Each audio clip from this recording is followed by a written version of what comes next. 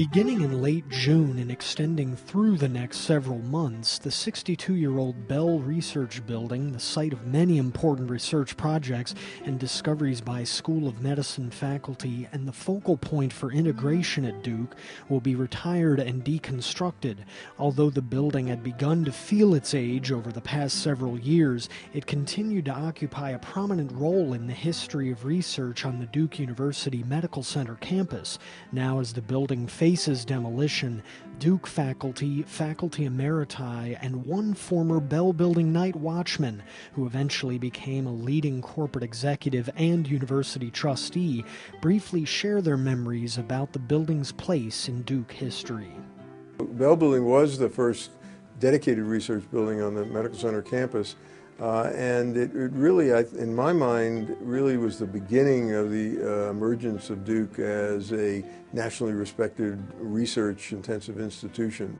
Many different departments or different divisions have had space within it, and I think the building played a fairly dramatic role in both the scientific growth and the social growth of this institution over many years, and so it should be remembered fondly.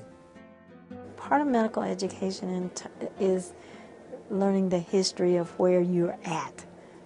And the Bell Building is a stunning, under-recognized part of that history here. My mom used to always say, you can never know where you're going unless you know where you have come from. And that's absolutely what will be true about the relationship of the Bell Building, its history, its legacy, where Duke is concerned. And the Bell Building is a significant contributor to how Duke made this evolution to be a multinational, a multicultural, extraordinary place where innovation and creativity are, just brimming at the surface. When I first got here, which was, I guess, 1952, there was a clear signs demarcation about white and colored, or white and Negro. In the Bell Building and in all the buildings on this institution, there were restrooms, and on the door of the restrooms there were such signs. My lab door happened to be exactly opposite the door for a Negro restroom, men's room, and then it said Negro men on it.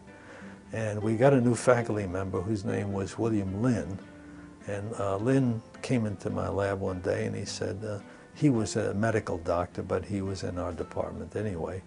He said, Erwin, do you have any kind of solvent that'll take off paint? And I said, yeah, I think Ligroin will do that, and I have a liter of it. Give me some, he said. So I poured him some into a beaker.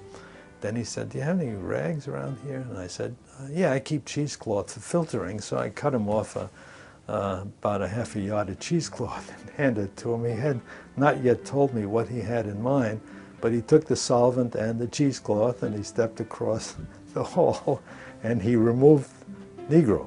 So now it just said men.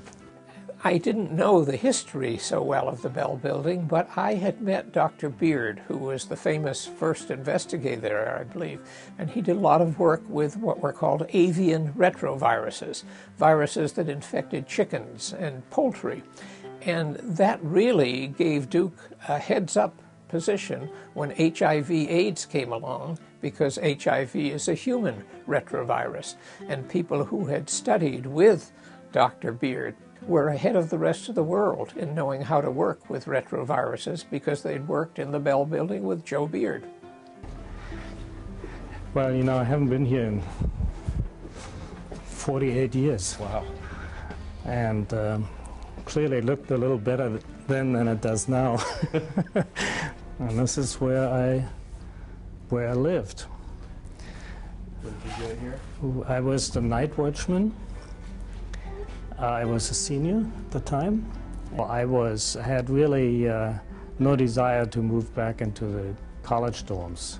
Didn't have the money for an apartment, so this was an ideal bachelor pad and kind of unique, and as students go, when people would ask me where where are you staying? I said, in the Bell Building. And most students didn't even know what the Bell Building was, you know.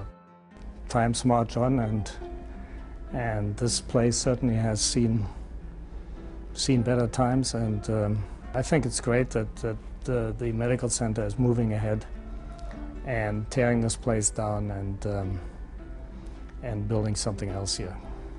It is inevitable that change occurs, and the Bell Building is no longer the kind of building that supports the nature of research that needs to be done today, so it has served its time. I think that the Bell Building was the perfect substrate, the perfect forum, the perfect experiment. And I think it had the right mix of people with wonderful sensibilities. There was more that happened other than wonderful experiments and lots of scientific discourse. That happened.